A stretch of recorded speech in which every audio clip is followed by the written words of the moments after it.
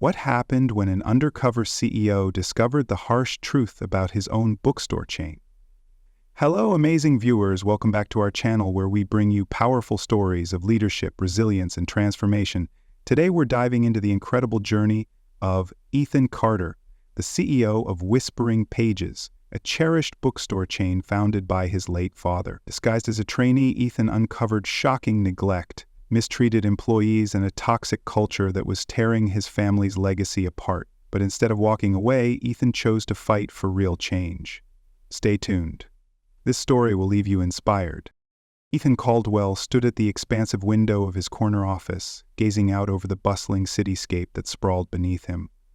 As the CEO of Whispering Pages, a beloved bookstore chain his grandfather had founded decades ago, he felt the weight of his family's legacy pressing down on him. The business had grown from a modest neighborhood shop into a reputable chain with 7 locations scattered across the state. Ethan had spent years modernizing the brand, expanding its online presence, and broadening the selection to attract a wider audience. Yet, despite his efforts, the flagship downtown store, once the company's crown jewel, was faltering. Sales were dipping, customers were complaining, and reports of poor employee morale were trickling in. When Ethan probed for answers, his district manager, Dave, brushed off the concerns with the same shallow explanations every time. Short staffing, slow service, typical retail issues. But Ethan knew something was wrong. This particular store occupied a prime location, nestled between popular cafes and vibrant shops that constantly drew in foot traffic. It should have been thriving, and yet the numbers told a different story. Frustrated by the lack of transparency and the vague, dismissive reports from his management team, Ethan made a drastic decision. Rather than trying to solve the problem from his polished office, he would immerse himself in it. He would go undercover. Adopting the name Ben Carter, Ethan crafted a new identity as a jobless middle-aged man seeking entry-level work. He disguised himself with scruffy hair dyed darker, a week-old beard, and cheap, faded clothing that would make him look unassuming. His plan was to apply as a clerk at the struggling location and uncover the truth from the inside. It was a risky move, one that could easily backfire if his identity was discovered. But Ethan was willing to take that chance. His father had built Whispering Pages on principles of community, kindness, and a genuine love of storytelling. Ethan was determined to protect that legacy. With his new identity prepared and his determination burning bright, Ethan left his office that night with only one goal in mind: to restore his grandfather's vision and uncover whatever poison had seeped into his beloved bookstore. Ethan Caldwell, now Ben Carter, stepped through the front doors of the Whispering Pages bookstore's downtown location with a mixture of curiosity and trepidation. Dressed in faded jeans, a wrinkled flannel shirt, and scuffed sneakers, he looked every bit the part of a middle-aged man down on his luck.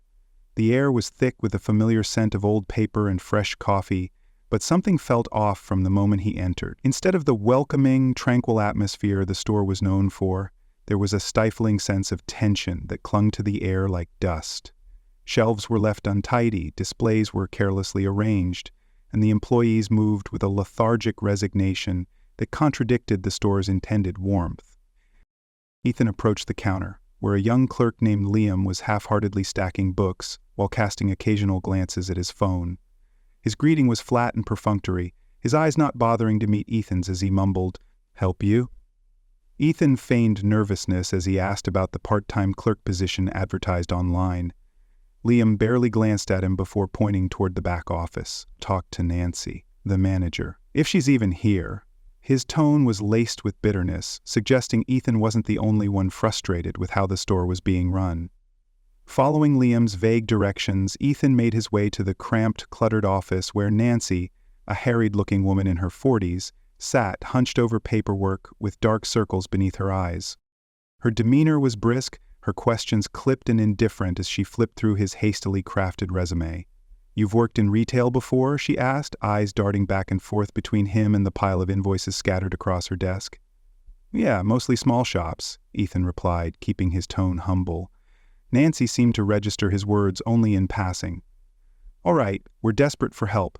Can you start tomorrow?" And there was no warmth, no effort to gauge his interest or enthusiasm, just a desperation to plug another body into the schedule. Ethan agreed, knowing his plan was already working. As Nancy scribbled his name onto the staff roster, he couldn't help but feel the unease thickening. This place was supposed to be the heart of Whispering Pages' legacy, but from the looks of it, the pulse was faint and faltering. On his first official shift at Whispering Pages, Ethan, still disguised as Ben Carter, was introduced to the rest of the staff with little ceremony. Nancy barked his name over her shoulder as she passed through the narrow aisles, pointing out employees like she was rattling off a checklist. Liam, the young clerk who had brushed Ethan off during his interview, was just as dismissive when tasked with training him on the cash register. His attitude reeked of impatience, his explanations rushed and peppered with sarcastic remarks. "Just scan and bag, it's not rocket science," Liam grumbled, before wandering off to chat with a friend on his phone. Then there was Carla, a part-time barista who handled the small cafe tucked into the corner of the store. She was in her mid-30s, friendly enough but visibly overwhelmed, darting between the espresso machine and the pastry case like she was in a perpetual state of panic. "Sorry if I'm all over the place," she confessed during a lull, wiping sweat from her brow. "Nancy keeps cutting hours, so it's just me running the cafe most days." Ethan noted the desperation in her eyes, the way she kept glancing nervously over her shoulder like she expected someone to chastise her at any moment. The only genuine welcome came from Grace, an older woman who had been with Whispering Pages since its inception. She radiated kindness and warmth, her wrinkled hands deftly arranging displays and helping customers find the perfect book with a patience Ethan found refreshing. "You're Ben, right? Nice to meet you," she said with a smile that managed to be both tired and genuine. "We've needed extra help around here for a while." Grace's dedication to the bookstore was evident, her passion for literature shining through despite the obvious strain of understaffing and poor management. As Ethan continued meeting his new coworkers, he began piecing together a troubling pattern. Most of the employees were worn down, demoralized by a management structure that seemed to prioritize numbers over people. Conversations were littered with complaints about Nancy's temper, Liam's laziness, and the corporate office's obliviousness to the real issues. Ethan made sure to keep his questions subtle and his curiosity casual, not wanting to draw attention to himself too early. But as he worked, he couldn't shake the feeling that Whispering Pages was suffering from something far deeper than just poor leadership. As Ethan continued his undercover shift at Whispering Pages, the true extent of the problems within the bookstore began to reveal itself. Over the next several days, he made it his mission to observe and listen, keenly attuned to the employees' frustrations and struggles. Liam remained consistently dismissive, refusing to properly train Ethan or assist customers with even the most basic inquiries. When Ethan asked him why he didn't take his job more seriously, Liam scoffed, "It's just a paycheck, man. Management doesn't care about us, so why should I care about them?" His apathy was emblematic of a deeper issue. Employees who felt neglected by their superiors were beginning to reflect that neglect in their work. Ethan noticed how Liam would often clock out early, leaving customers stranded at the counter without explanation. Worse still, Nancy never seemed to hold him accountable, her attention apparently consumed by her own stressors. Carla's situation was even more troubling. As the sole worker managing the cafe during peak hours, she was visibly overwhelmed and exhausted. Ethan overheard her pleading with Nancy for more support, only to be dismissed with a curt, "We're working on it, just do your job." Carla's frustration seeped into her interactions with customers, her cheerful demeanor gradually replaced by weary resignation. She confided in Ethan one afternoon while furiously scrubbing the coffee machine. "They keep cutting hours but expect the same level of service. It's impossible. And when things go wrong, guess who gets blamed? Not Nancy, not corporate. It's us." Her voice cracked with emotion, and Ethan could see how much the pressure was affecting her health. Then there was Grace, the only employee who seemed to maintain a positive attitude despite the chaos. But even her optimism couldn't mask the underlying concerns she carried. One evening, as she restocked the mystery section with her usual care, she revealed to Ethan how much had changed since Nancy took over. "There used to be so much heart here," she reminisced, her hands gently brushing the spines of familiar books. "Now it's all about sales targets and efficiency. They don't see the magic of what we do, helping people find stories that change their lives. Grace's lament reflected the most heartbreaking truth of all. Whispering Pages had once been a beloved community staple, but undercut budgets, negligent management, and a relentless focus on profit had eroded its soul. Etan's careful note of everything he learned. The bookstore wasn't failing because of the community's lack of interest. It was being slowly strangled by a system that valued profit over passion. And as the pieces of the puzzle began to fit together, Etan's resolve only strengthened. He couldn't allow Whispering Pages to wither away under such careless leadership. As Ethan spent more time working undercover at Whispering Pages, the neglect and strain endured by the employees became painfully evident. Every day, Ethan witnessed the bookstore's operations falling apart under the weight of poor management and misguided priorities. Carla, overworked and visibly exhausted, seemed to be holding the cafe together by sheer willpower alone. Each morning, she was expected to prep the cafe, serve customers, and handle maintenance tasks entirely on her own. Without any assistance during the busiest hours, mistakes were inevitable. Ethan often saw her apologizing profusely to frustrated customers when orders were delayed or mixed up. More than once he noticed her hands shaking as she attempted to prepare several drinks simultaneously. But the stress didn't end there. Carla's shifts often extended beyond her scheduled hours, with Nancy refusing to approve overtime pay. Ethan's concern grew each time he caught Carla discreetly rubbing her temples or massaging her aching wrists, clearly suffering from burnout. Meanwhile, Liam's indifference had become a symptom of the bookstore's larger problem. The lack of oversight from Nancy only enabled his apathetic attitude. He spent most of his shifts glued to his phone or skulking around the back room to avoid customer interactions. When Ethan asked him why he didn't bother trying to improve, Liam shrugged.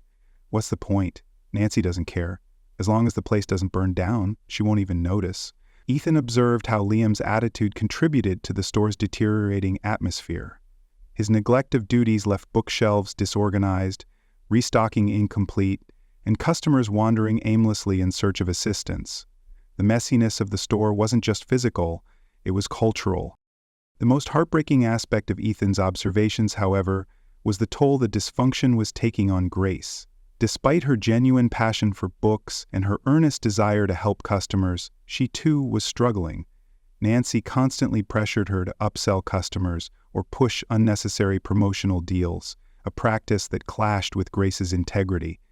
"I'm here to help people find what they love, not shove things down their throats," Grace confessed one afternoon, her voice tinged with quiet frustration. Ethan could see the conflict wearing her down, her bright demeanor gradually dimming as each shift piled more expectations on her shoulders.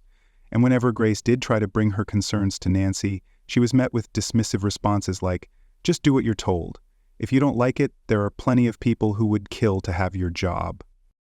Ethan's undercover stint revealed a workplace crushed by indifference, neglect, and unreasonable expectations.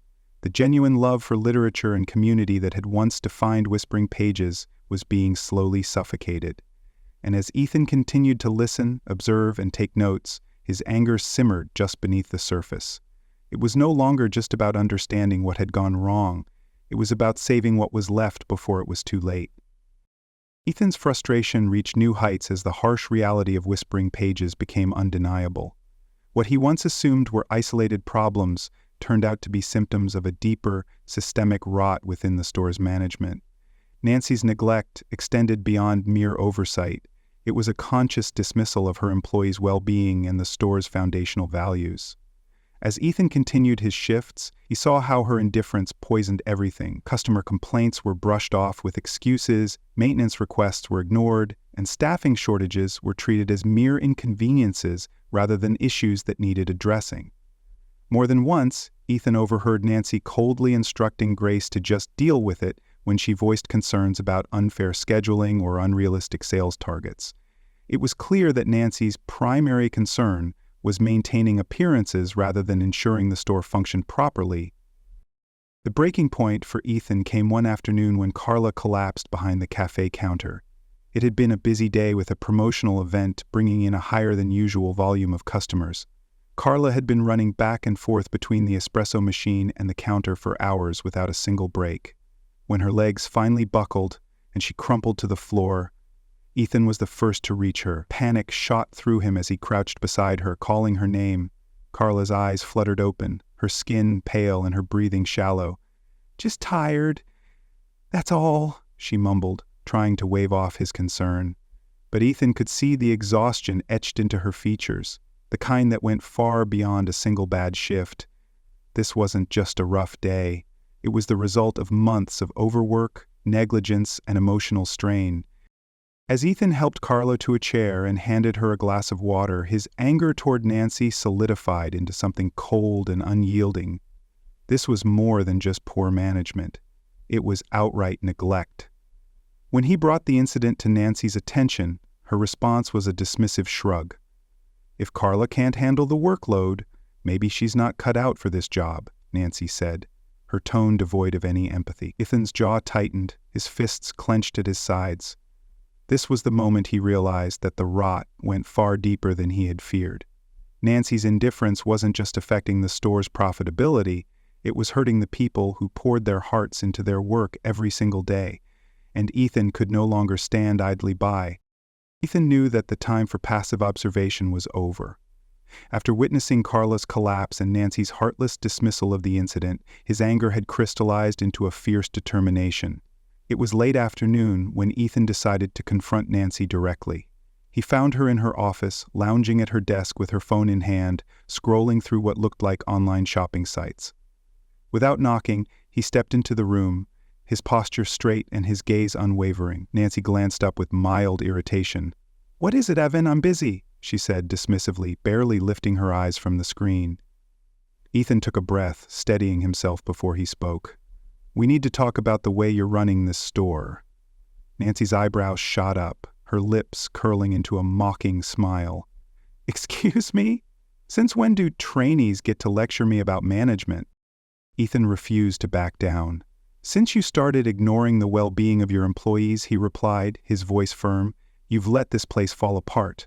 People are overworked, underpaid, and mistreated. I just saw Carla collapse from exhaustion, and your only response was to suggest she wasn't fit for the job. That's not leadership. That's negligence." Nancy's eyes narrowed, her tone dripping with condescension. "You have no idea how this business works, Evan. I have budgets to manage, quotas to meet. If people can't keep up, that's their problem, not mine." Ethan's frustration boiled over. "Your job is to make sure this store runs smoothly. That means taking care of your employees, not exploiting them until they break. Whispering Pages is supposed to be a place where creativity thrives, where people feel valued. But you've turned it into a toxic environment where fear and exhaustion are the norm." Nancy scoffed, her expression icy. "You think you know better than me? You've been here, what, a few weeks? I've been running this store for years." Ethan took a step closer, his voice lowering but growing sharper. "Running it into the ground. This place is falling apart because you refuse to listen to the people who actually keep it going." For a moment, Nancy looked as though she might lash out, but then she simply leaned back in her chair and shrugged. "If you don't like it, you can leave. There are plenty of people willing to take your place." Ethan stared at her, disbelief mingling with disgust. Her indifference was staggering, but if she thought he was just another expendable employee, she was about to learn just how wrong she was. As Ethan turned and left the office, his resolve hardened. He wasn't done, not by a long shot. Ethan had tried everything within his limited power to improve things at Whispering Pages. He took on extra shifts, helped colleagues finish their tasks, and even used his breaks to assist Carla, whose health remained fragile from overwork. But every effort he made felt like a temporary patch on a sinking ship. The tension in the store only grew worse as the weeks went by. Nancy's neglect wasn't just careless, it was deliberate. She actively cut corners wherever she could, slashing hours to save costs and denying requests for essential supplies. When Ethan brought up the broken scanner that constantly malfunctioned and slowed down their workflow, Nancy dismissed him with a cold glare. "If you can't work with what you have, then you're the problem, not the equipment," she snapped, her eyes flashing with irritation. Ethan's frustration mounted with each encounter, but it was what happened to Carla that pushed him over the edge. She had returned to work, still pale and weary, but determined to do her best. One evening, as Ethan helped her organize the new book arrivals, Carla suddenly clutched her chest and sank to her knees, her breathing shallow and uneven. Ethan shouted for help, but Nancy barely glanced up from her office. "If she's sick, she shouldn't be working," she called out dismissively. "We can't afford to have dead weight dragging everyone else down." That callous remark struck Ethan like a punch to the gut. It was one thing for Nancy to ignore the concerns of her employees, but to treat a medical emergency with such disdain was unconscionable. Ethan helped Carla to her feet and guided her outside for fresh air, his hands shaking with anger. It was clear now Nancy's disregard for her staff's well-being went beyond negligence. It was cruel. Ethan looked around the store, taking in the worn-down faces of his colleagues, the customers who quietly grumbled about poor service, and the overall decay of a business that had once been a haven for book lovers. Whispering Pages had become a place of exploitation and despair. Ethan's chest tightened with the realization that nothing would change unless he took drastic action. The breaking point had been reached. Now it was time to tear down the walls Nancy had built and rebuild something worthy of the bookstore's original vision. Ethan's breaking point had ignited a fire in him that couldn't be extinguished. After ensuring Carla was safely taken care of, Ethan returned to the bookstore with a singular purpose. The neglect and cruelty he had witnessed were symptoms of a much deeper rot, a system of leadership that valued profit margins over people. It was time for drastic action. Early the next morning, Ethan called an emergency meeting, inviting all employees except Nancy. His calm, authoritative tone surprised everyone. "I haven't been completely honest with you," he began, his eyes scanning the room filled with puzzled, weary faces. "My name isn't Evan Turner, it's Ethan Grant, and I own Whispering Pages." Gasps rippled through the small crowd, disbelief evident on their faces.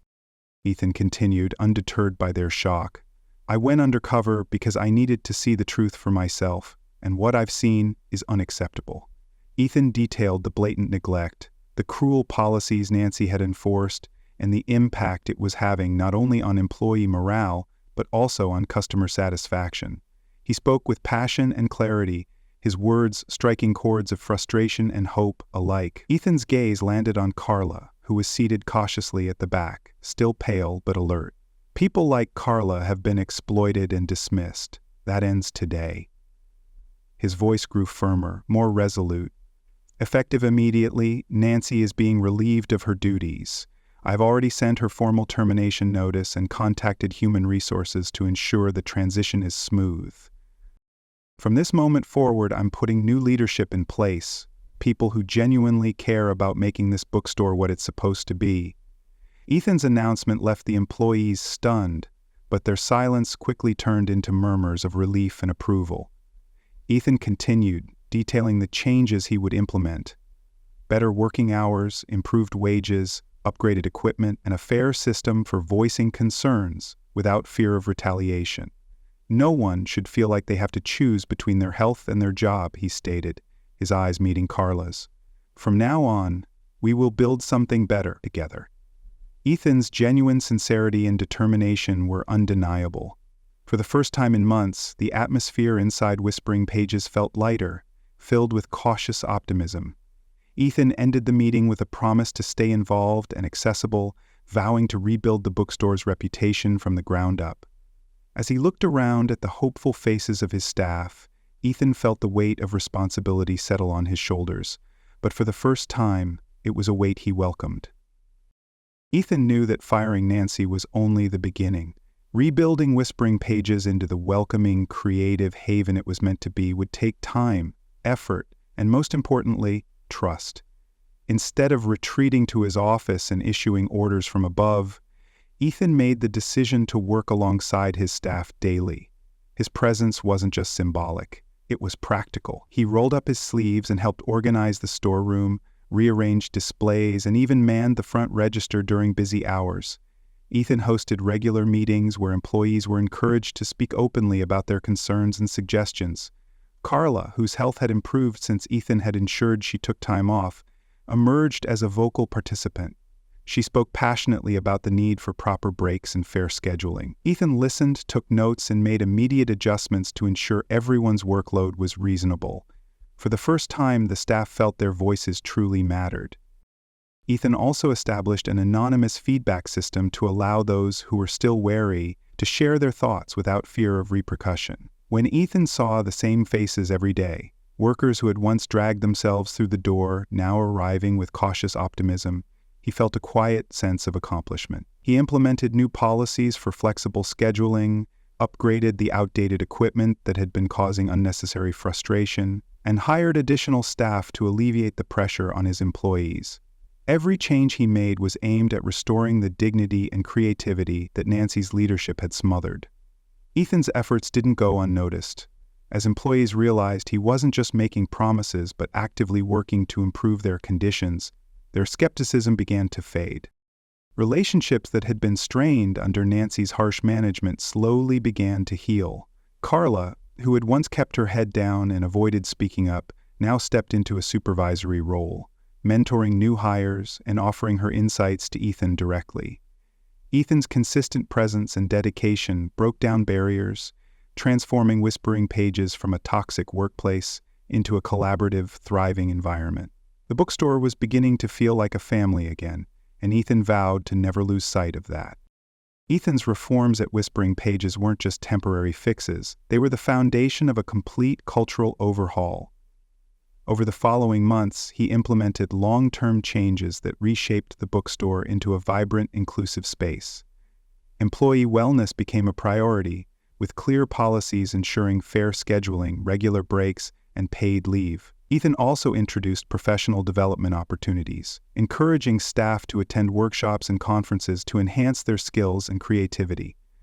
To maintain open communication, Ethan continued holding regular staff meetings where everyone could voice their ideas and concerns without fear of dismissal. The anonymous feedback system remained in place, ensuring those who preferred discretion still had a voice. Additionally, Ethan revamped the inventory management system, investing in new software and training to streamline processes and reduce stress for employees.